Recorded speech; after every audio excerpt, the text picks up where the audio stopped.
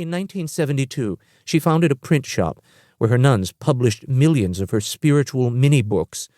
Following the example of her divine spouse, she traversed the countryside, delivering inspiring, often uproarious talks on the spiritual life.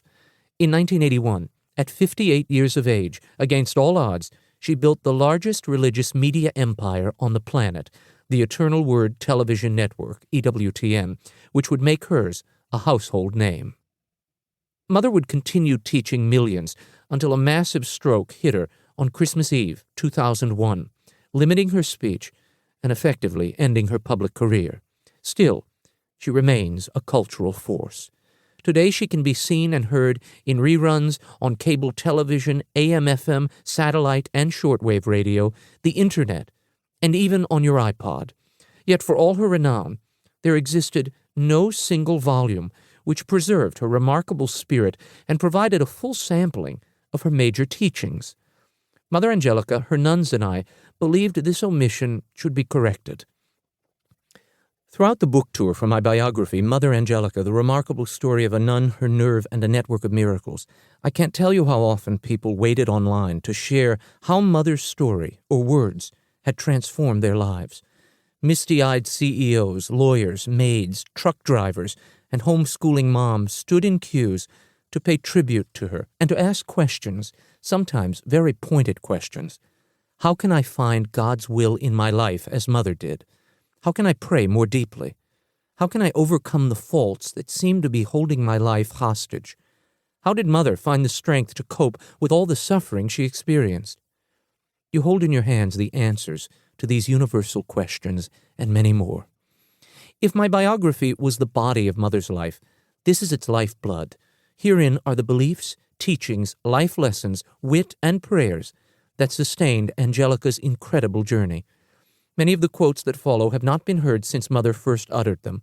They're drawn primarily from her live appearances before secular and church groups, a Bible study conducted in her monastery parlor for an ecumenical group of women in the early 1970s, private lessons given to her nuns over a 30-year period, and interviews with me from 1999 to 2001.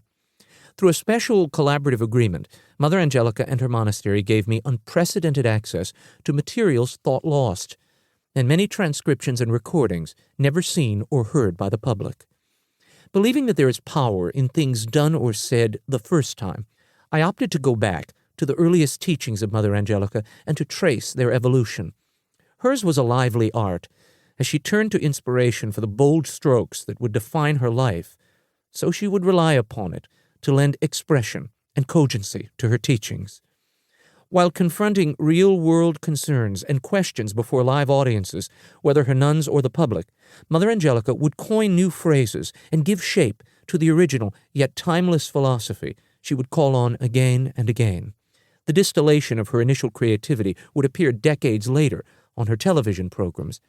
But those early efforts, when she was still refining her message, contain an improvisatory crackle, a vibrancy and passion that rivals even her best television work. The final selections here capture her ideas and advice at both the moment of their inception and, in some cases, after years of fermentation.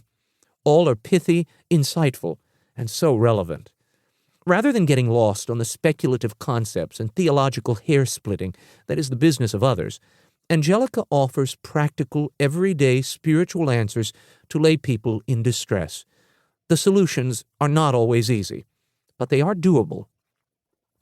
In some ways, this work is like a sit-down with Mother Angelica, a chance to soak up the wisdom and joy of a woman who has lived a life of indomitable faith. This little book is broken into digestible chapters that the reader can dip into for a quick infusion of inspiration or can be used as a continual devotional for daily spiritual reflection.